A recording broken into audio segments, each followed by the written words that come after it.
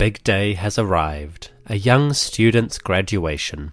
After years of study, his skills are ready. He can begin his journey on the path of life. With literacy in his mind and discipline on his back, the young scribe is out on his own. A bright career is ahead. 2 years later, word comes home, word of the scribe and his fortunes following school. An Egyptian teacher, a master, receives news of his former pupil. What he hears, he does not like. The student has fallen off the path. He has become caught in a life of carelessness, drunkenness, and overindulgence. Dissipated, the scribe does not continue his works. Instead, he idles in pleasures and loses himself in a whirl of opportunistic lust. This will never do. On a large papyrus scroll written around 1200 BCE, a series of texts provide us a glimpse at the educational tools of Egyptian scribes. These texts include a range of letters, instructions, hymns, and manifestos, some dating back a few hundred years, others more recent. Among the many wonderful pieces, we find a letter written from a schoolmaster to his former pupil. This letter is a model used to teach grammar and aspects of morality. In this sense, we call it a didactic letter, a letter meant to instruct and inform. Whether the letter itself comes from a real situation or is fictional is unclear. On the one hand, these sort of problems probably happened all the time. People emerge into adulthood and find themselves wandering, lost in certain habits. Chances are plenty of Egyptian scribes did fall off the wagon and not quite fulfill the promises which others expected of them. But we have no proof of this definitively. All that remains is the letter, nestled in a papyrus of educational texts. Still, this letter paints a very lively picture of what might have been true events.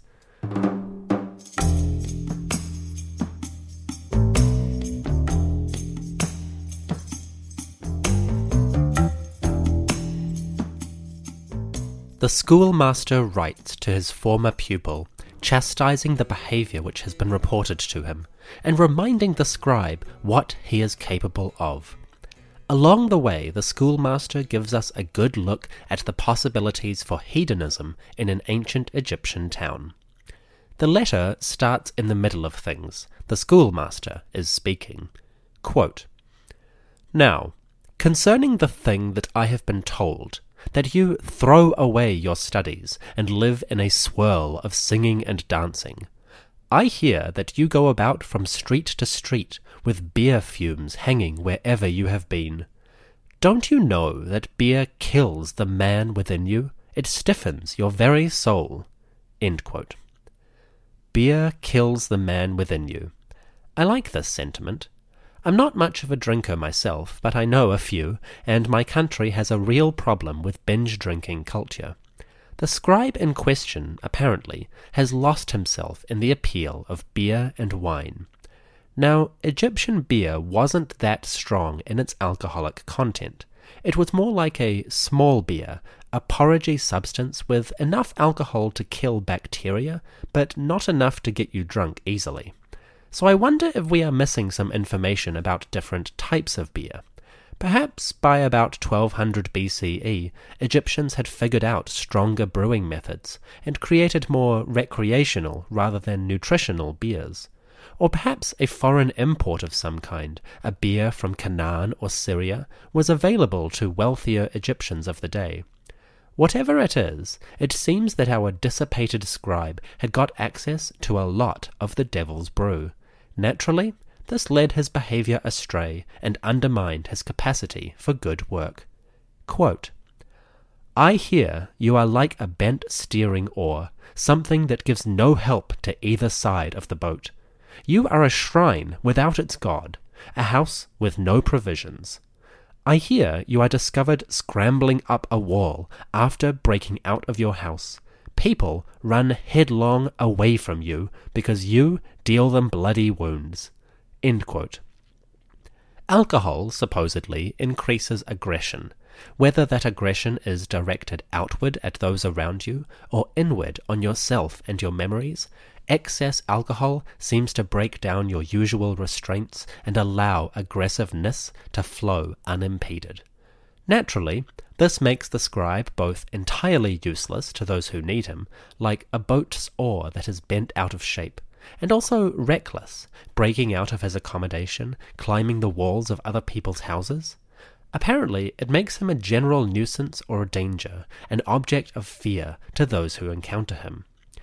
We can sympathize with this sentiment, I think. Who hasn't seen a drunk wandering down the street in an evening and given him a wide berth, or even crossed the road to stay out of his way entirely? The scribe is in this position, unsuitable for good company, reckless in behaviour, and a danger to himself or perhaps others. Lamenting this, the schoolmaster can only make a desperate appeal to the scribe's sanity. Quote, if only you knew that strong drink is destruction, you would swear off the pomegranate wine. You would not waste a thought on drinking mugs, and you would disown beer for good. End quote. The schoolmaster makes a high-minded appeal. Think of the evils of drink. Take conscious thought of the drug, and surely you would abandon it for good. Well, not so fast. We all know the pain of a hangover and the shame of a night spent in totally unthinking behaviour, but we still drink. Whether it's in moderation, 1 or 2 glasses a week, or a regular habit, 1 or 2 a night, humans still consume that poison and enjoy the act of doing so. After all, what's better than a nice glass of wine or beer shared over a good conversation with a friend, or a glass with dinner after a long day to wash away the stress and the dirt?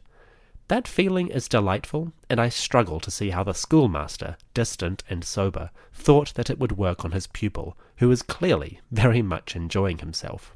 Failing the appeal to higher morality, behaviour which might be relevant to ma'at, the schoolmaster turns to a new tactic. He reminds the scribe of what he has learned, what he was taught, what skills he possesses. In short, he tries to remind the scribe where he comes from, in the hope that this memory will jog him out of his state and restore him to proper consciousness. Quote, you were taught to sing to the pipe, to perform to the sound of a reed flute, to chant in time to the lyre, and to accompany the lute. End quote. The appeal is classic elite culture. You have great skills of artistry. Do not let them wither away for love of indulgence.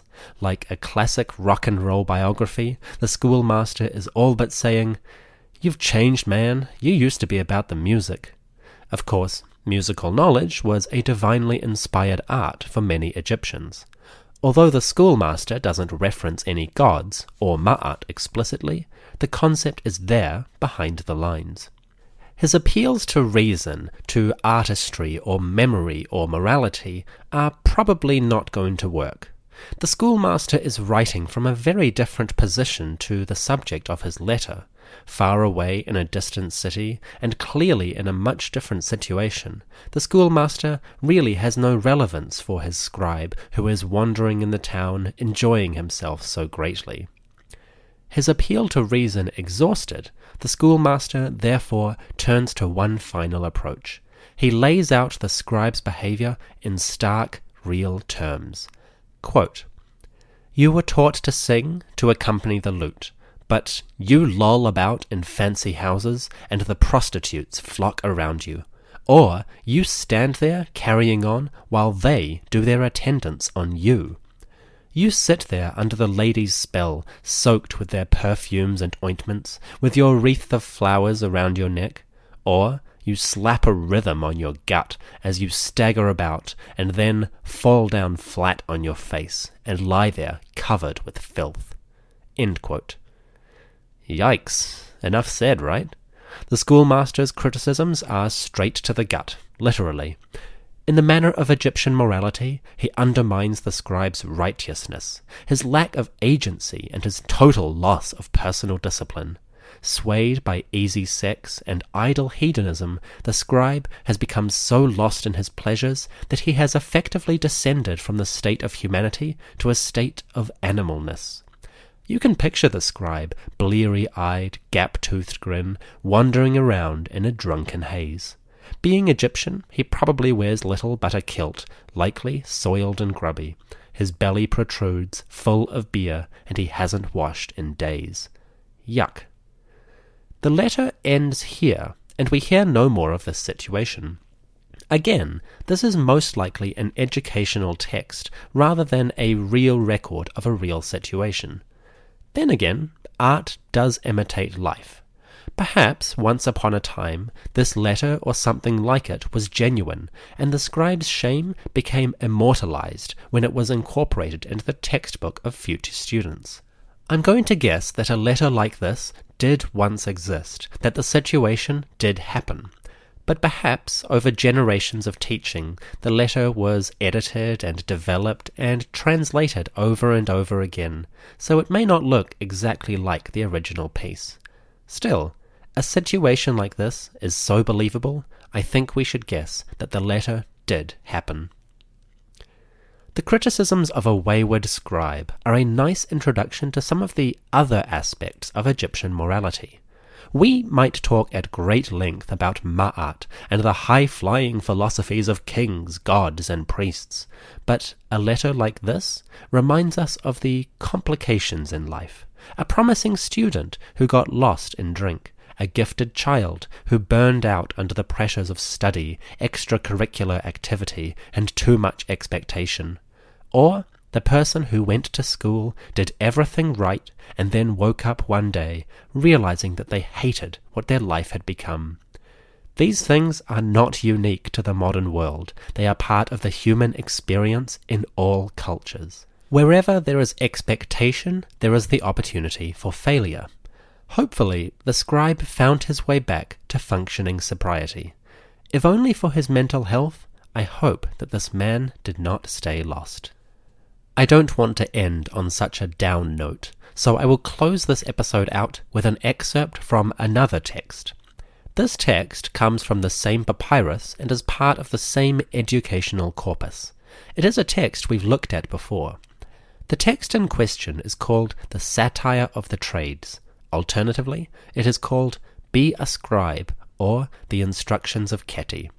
The text explores the reasons why someone should be a scribe, the perks of the job, the comfort of the lifestyle, the positivity of knowledge. As it does so, it tries to convince the student who is copying out the text that what they are doing is worth it. In the closing paragraphs, the hieroglyphs give us a good look at what the drunken scribe might find when he returned to his sobriety. Quote, "Now, it is good to study many things, so that you may learn the wisdom of great men. Thus, you can help to educate the children of the people, while you walk according to the wise man's footsteps. The scribe is seen as listening and obeying, and the listening develops into satisfaction. Hold fast to the words which refer to these things, as your own footsteps hurry. And while you are on your journey, you need never hide your heart. Step out onto the path of learning. The friends of humanity are your company." End quote. The scribe lives forever through his works, his words. He is immersed in the collective wisdom of the ancestors, and this knowledge can guide his path like an enlightened being. The scribe's knowledge gives him the opportunity to teach, and through this good act he can enliven those around him. Ultimately, the scribe's path is a gateway to higher pleasure, and also to an enduring cycle of prosperity, as his descendants, in turn, gain access to knowledge and privilege. Hopefully, the lost scribe found his way back to this Egyptian ideal.